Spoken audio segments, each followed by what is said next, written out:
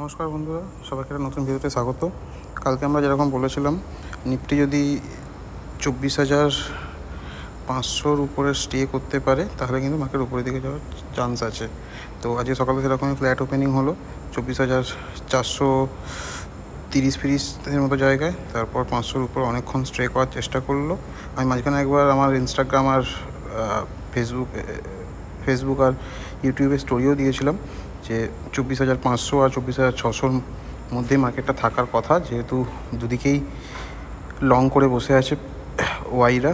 But তারপর 600-তে জায়গা ছাড়লো ওয়াই, মার্কেট 600-র উপরে গেল। এবার নেক্সট হচ্ছে কালকে আমরা যদি দেখি মার্কেটে যারা পুট ওয়াই একটা জায়গা ছেড়ে গেছে, 600-য় অতটা স্ট্রং সাপোর্ট নেই, তার সঙ্গে 550-তেও অতটা স্ট্রং সাপোর্ট নেই। তো মার্কেট একবার কিন্তু রিটেস্টের জন্য 500-তে আসতে পারে।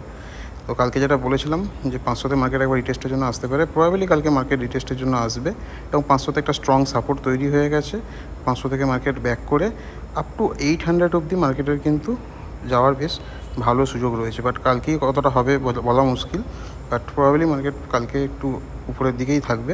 বাট একবার রিটেস্টের জন্য নিচের দিকে আসবে, 550-500 লেভেলে আসবে, ওখান থেকে মার্কেট বেশ ভালো মতো উপরে যাওয়ার জন্য ট্রাই করবে।